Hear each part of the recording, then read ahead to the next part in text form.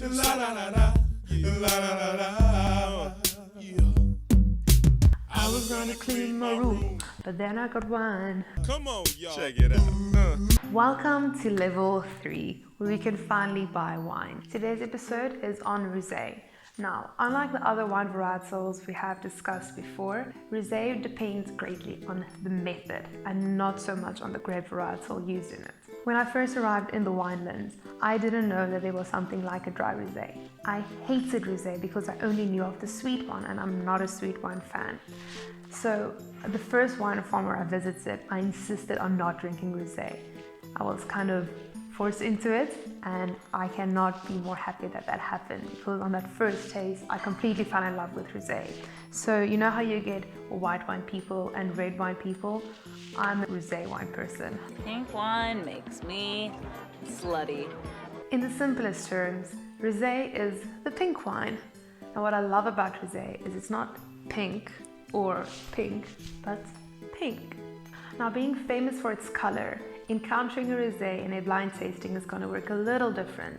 The question is not going to be what type of wine is this, with the answer being rosé, because you can see from a mile away that this is obviously a rosé. The questions will be about what type of rosé it is, or what grapes were used in this rosé. So for this video, I will focus on the 3 most popular ways of making a rosé, as well as the most popular grape varietals used in making rosés, just so that you can narrow it down a little bit more.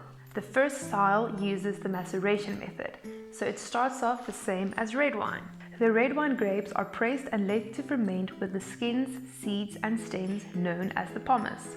Now, with the red wine, the juice will ferment with the pomace for the majority or even the entirety of the fermentation period.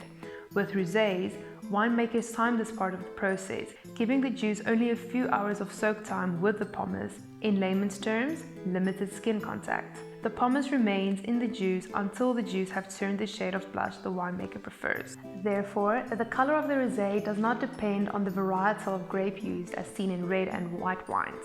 Instead, it depends on the amount of skin contact granted by the winemakers. That is why Sutherland's Grenache Rosé, Grenache making a quite lighter colored red wine, is significantly darker than Domaine Grieve's Cabernet Franc Rosé, Cabernet Franc being famous for making very dark colored red wines. This maceration process is also used to make wines called Blanc de Noir, white from red. After the pomace have been removed, the pink juice is fermented in stainless steel tanks. In other words, further treated as white wine. Blanc de Noir wines often have less to no skin contact, so it's red wine grapes used to make a white wine, usually resulting in a slightly blush-colored wine, a rosé. Seeing as the name rosé only refers to the blush color of the wine, Blanc de Noirs tend to qualify as rosés. Now this brings us to the second method of making rosé, saugner, which means to bleed. In order to make deeper, darker red wines, winemakers need a higher pomace to juice ratio. To achieve that, some of the juice obtained from pressing the red grapes are bled, so there will be less juice for the same amount of pomace. Now, instead of throwing the excess juice away, winemakers simply ferment it.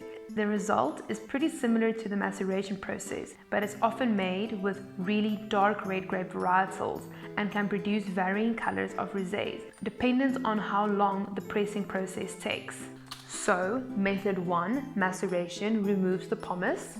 Method 2, saugner, removes the wine. The third and most affordable method is simply blending. Just like the previous 2 methods, here the rosé also greatly depends on the winemaker. Moving on to color. Rosé's colors can vary from a very light peachy orange to a very dark pink. Here, the color depends on the amount of skin contact with the first 2 methods or the amount of red wine present with the third method. The color mainly reveals how much extraction the wine got from the red grape skins. Darker rosés tend to have more robust flavors, more tannic, more dark fruit flavors, less acidic, better served, not too cold. Lighter rosés tend to be more crisp and refreshing, like white wines. Lower tannins, higher acidity, lighter fruit like stone fruit and citrus flavors serve ice cold on a hot summer's day. Onto flavors and aromas. Rosés are famous for their incredible aromas. On the nose, you will always pick up floral tones. On the palate, the floral tones will soften and berry flavors will become more prominent, accompanied by nice minerality. The Rosé's flavor greatly depends on the grape varietal used. The most common grape varietal used in making a Rosé is Grenache. Flavors to look out for with a Grenache Rosé is primarily watermelon and cotton candy. Also, you would often pick up cucumber and lemonade. If you like gin and tonic, you will love Grenache Rosé. The second most common grape varietal used in making Rosé is Pinot Noir. Just like Grenache, Pinot Noir creates soft flavored red wines. So when used in making a Rosé, they create Rosés with a really nice balance between the acidity and the tannins. Here, look for cherry flavors. You will also find orange and lemon zest. Here I should mention that without even smelling or tasting a rosé, most of the time you'll be able to say that you smell or taste strawberries and be correct. There's something about the way that red wine's tannins and white wine's acidity come together that just creates this amazing strawberry-esque flavor. Next is Syrah rosés. They tend to make darker styled rosés out of these. Here you will find white pepper and spicy aromas and flavors. Also lime zest and some cherry. Here in South Africa, Pinotage rosés are quite popular. These have prominent red fruit flavors, most notable being cranberry and pomegranate. When it comes to blended rosés, the most common blend is Pinot Noir and Chardonnay, a light red with a heavy white. Here look for grapefruit, citrus peel and cranberry. Seeing as we can finally buy wine again, I have today a Cabernet Sauvignon Rosé from Wildersbosch. I don't think I've actually drank this wine before, so I'm gonna wing it. Okay, once again with the tasting, remember not to fill your glass up too much. You want space to swirl and for the aromas to culminate nicely. So, well, I guess the first thing is the color. This is a very typical rosé, a very light pink that's almost orange, peachy, and it has this copperness to it. So this one, seeing as it's 100% Cabernet Sauvignon, it must be obviously one of the first two styles. My guess is that this is a maceration process rosé, just because that one is the most popular. This is such an incredibly beautiful color, and I think that's one of my favorite things about rosé is the photos, just because of how beautiful this is. So then from just judging the color, you can guess that this wine probably had maximum 2 hour skin contact, especially because Cabernet Sauvignon is a dark red. This is very limited skin contact. Okay, so on to smelling it. Oh, that's amazing. Oh, that is so nice. Oh, I love that. Okay, so very strong strawberry, just like hitting you in the face. Some other berry flavors, I'm guessing I would say cranberry. And there is some like red citrus, grapefruit there as well. That's such a nice thing about rosé. You almost never have to really work for the aromas, they just hit you.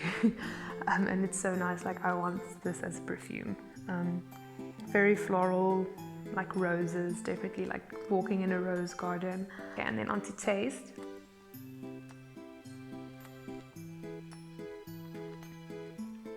Okay, that's very interesting. This is a very acidic rosé. So really almost no tannins taken from the skins. Once again, just speaks to how limited the skin contact was. Very, very acidic. Pineapple, grenadella. Grenadella is quite strong actually. Yeah, it's very crisp. But yeah, this is really nice. The aromas is so much softer than the palate. So when smelling it, you expect this very soft, gentle wine, and then when you taste it, it's very crisp and refreshing. This is a great summer wine. I genuinely like it. I really like this.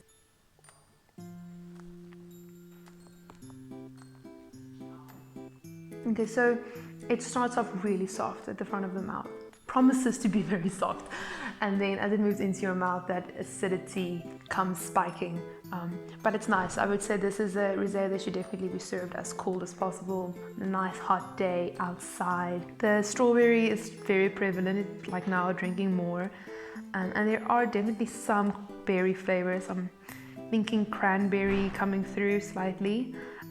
But it's definitely the primary flavors are led by citrus, which I didn't expect from this rosé. Really like it. So as always, I will leave you with some of my favorite rosés as recommendations. The first one is the most romantic rosé I have ever encountered. It's Liefland's Liefkoos Rosé.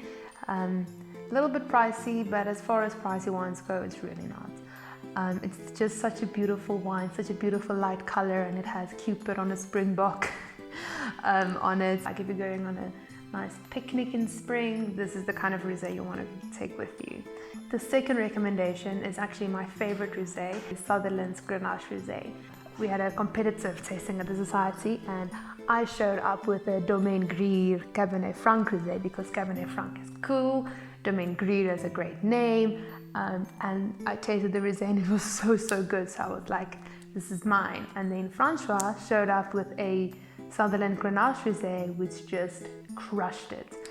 I don't know what it is about that wine, but it is the most amazing rosé I have ever tasted. Always sold out. You go to Checkers and you go to Sutherland or Talema itself, always sold out. But if you are lucky enough to get a Sutherland Grenache Rosé, you're very lucky. I'm jealous. And the third is L'Avenir Glen Rosé. Very pricey, but once again, really amazing. And what's so special about this one, the bottom of the bottle is shaped as a protea. So like a protea actually fits in there. So there you have it, some tips and tricks about rosés. Hope you enjoy and go get yourself some rosé for the winter.